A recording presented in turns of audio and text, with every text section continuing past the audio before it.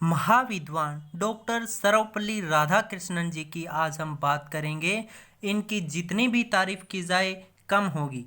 भारत के कल्चर यानी कि भारत की जो सभ्यता है उसको इन्होंने पूरी दुनिया के सामने रख दिया। दुनिया के सभी टीचर्स के लिए ये एक इंस्पिरेशन है। इन्होंने बताया कि पढ़ाते कैसे हैं, एक टीचर का स्टूडेंट्स के साथ बिहेवियर कैसे होना चाहिए, और सबसे ज़्यादा इन्होंने इंसानियत को यानी कि ह्यूमैनिटी को इन्होंने तवज्जो दी थी। एक फिलोसोफर, एक राइटर, पहले उपराष्ट्रपति फिर राष्ट्रपति, 16 बार नोबेल पुरस्कार के लिए इन्हें नॉमिनेट किया गया, 11 बार नोबेल शांति पुरस्कार के लिए नॉमिनेट किया गया, सर्वप्रथम भारत रत्न इन्हें दिया गया। पूरी दुनिया में खुद का और अपने देश का नाम रोशन करने वाले डॉक्टर सर्वपल्ली राधाकृष्णन जी को हमारा सत सत नमन। तो आज हम बात करेंगे 5 सितंबर टीचर्स डे। इनकी बर्थ एनिवर्सरी होती है और ये इसलिए मनाया जाता है क्योंकि इनके स्टूडेंट्स इनके पास इनका जन्मदिन मनाने के लिए गए कि सर आप हमारे लिए भगवान हैं, आपने हमें काफ़ी कुछ सिखाया है और हम आपका जन्मदिन मनाना चाहते हैं। तब इन्होंने कहा कि मेरा जन्मदिन आप टीचर्स डे के रूप में मनाओ और सभी टीचर्स का धन्यवाद करो कि उन्होंने आपको इतना ज्ञान प्रदान किया है। और तभी से 5 सितंबर यानी कि इनके जन्मदिवस को टीचर्स डे के रूप में मनाया जाने लगा। तो चलिए शुरू करते हैं आज की हमारी बायोग्राफी डॉक्टर सर्वपल्ली राधाकृष्णन के बारे में। मैं अजय शर्मा स्वागत करता हूं आप सभी का गुरुजी हेल्प डेस्क पर। तो दोस्तों, सर्वपल्ली राधाकृष्णन जी का जन्म 5 सितंबर 1888 को तमिलनाडु के तिरुटनी में एक ब्राह्मण परिवार में इनका जन्म हुआ था। कहाँ हुआ था? 5 सितंबर 1888 को इनका जन्म हुआ था। तमिलनाडु के तिरुटनी में इनका एक ब्राह्मण परिवार में इनका जन्म हुआ था। इनके पिता का नाम सर्वपल्ली वीरास्वामी तथा माता का नाम सर्वपल्ली सीता था।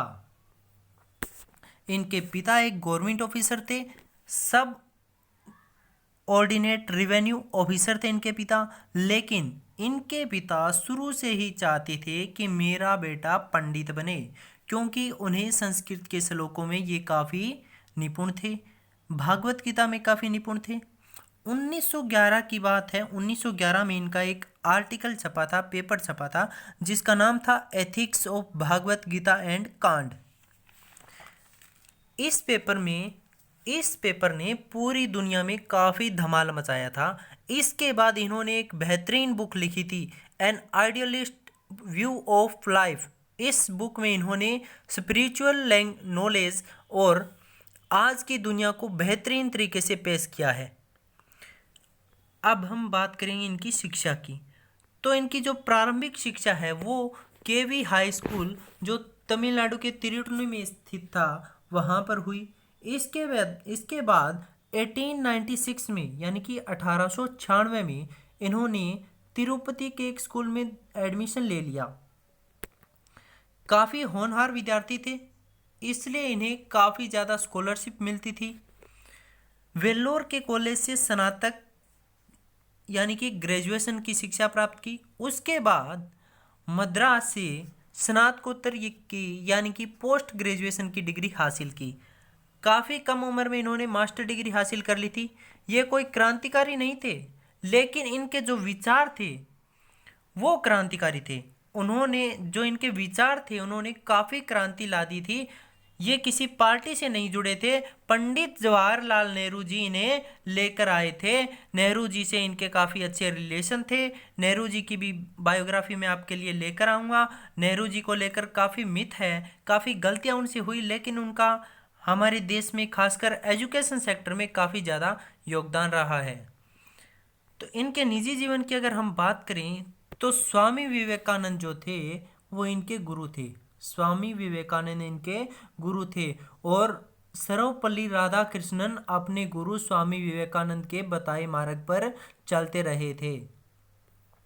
मात्र 16 वर्ष की आयु में इनकी शादी शिव कामों से हुई। इनके 5 पुत्रियां और 1 पुत्र हुआ। एकेडमिक करियर की अगर हम बात करें तो 1909 में, कब, 1909 में मद्रास प्रेसिडेंसी कॉलेज में दर्शन शास्त्र विभाग के फिलोसफी डिपार्टमेंट के प्रोफेसर नियुक्त किए गए। 1909 में मद्रास प्रेसिडेंसी कॉलेज में फिलोसफी डिपार्टमेंट के प्रोफेसर इनको नियुक्त किया गया। उसके बाद 1918 में मैसूर विश्वविद्यालय में फिलोसफी विभाग के प्रोफेसर नियुक्त हुए। रविंद्रनाथ टैगोर को ये काफ़ी ज़्यादा मानते थे, क्योंकि जितने भी महान व्यक्ति होते हैं वो इंसानियत यानी कि ह्यूमैनिटी को सबसे ऊपर मानते हैं। और एक्चुअली रविंद्रनाथ टैगोर जी और सर्वपल्ली राधाकृष्णन जी भी इंसानियत को, मानवता को सर्वोपरि मानते थे। अगर हम बात करें अपने देश की वर्तमान स्थिति की तो काफ़ी चिंताजनक है, क्योंकि असलियत में हमारे देश के अंदर इंसानियत नामात्र रह गई है। यहाँ पर लोगों को धर्म के नाम पर बांट दिया गया है।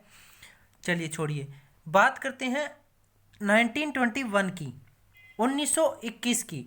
तो 1921 में कोलकाता यूनिवर्सिटी में ये एज ए प्रोफेसर नियुक्त हुए। 1926 में हार्वर्ड यूनिवर्सिटी गए, वहाँ उन्होंने कोलकाता यूनिवर्सिटी को रिप्रेजेंट किया।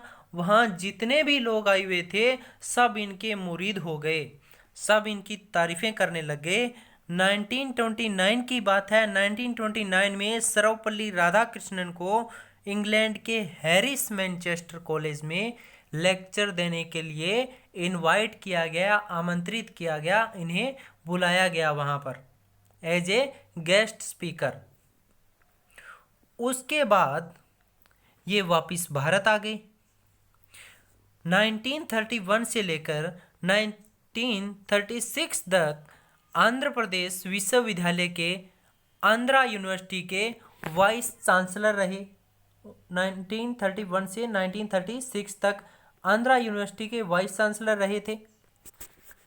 उसके बाद 1939 से 1948 तक बनारस हिंदू यूनिवर्सिटी की यानी कि BHU के वाइस चांसलर रहे थे। BHU के, बनारस हिंदू विश्वविद्यालय के, भारत की सबसे बड़ी और विख्यात यूनिवर्सिटी है बनारस हिंदू यूनिवर्सिटी, उसमें ये वाइस चांसलर रहे थे।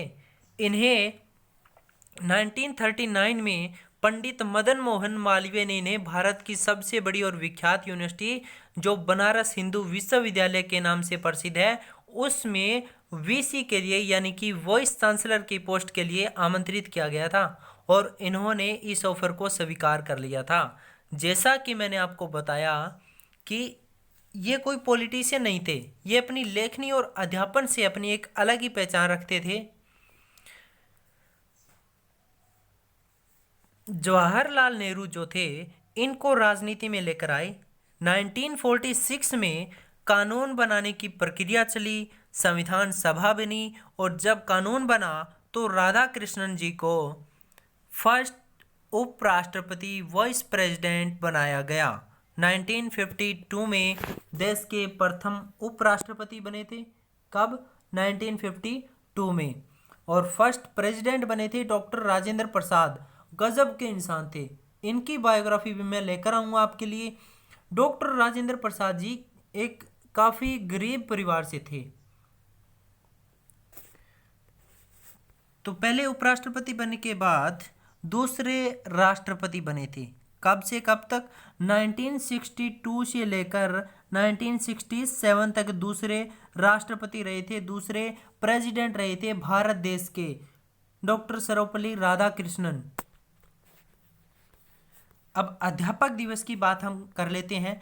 जब ये राष्ट्रपति बने थे तो इनके कुछ विद्यार्थियों और मित्रों ने इनका जन्मदिवस मनाने की बात कही तो उन्होंने कहा मेरा जन्मदिवस मनाने की बजाय आप 5 सितंबर को अध्यापक दिवस मनाएंगे तो मैं बड़ा गर्व महसूस करूंगा।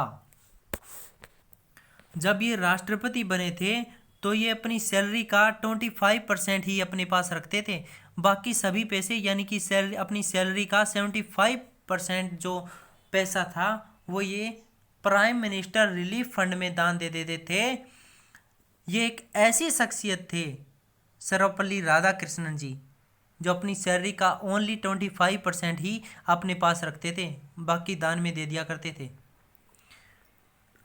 1954 में भारत रत्न शुरू किया गया। सर्वप्रथम भारत रत्न इन्हें दिया गया।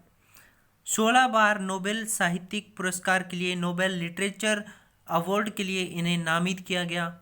11 बार नोबेल शांति पुरस्कार के लिए इन्हें नॉमिनेट किया गया। और 17 अप्रैल 1975 को चेन्नई में इनका निधन हो गया।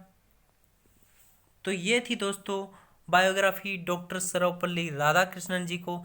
एक बार डॉक्टर सर्वपल्ली राधाकृष्णन जी को हम फिर से सत सत नमन करते हैं। ये देश इन जैसे महापुरुषों का सदैव ऋणी रहेगा। Thank you. जय हिंद।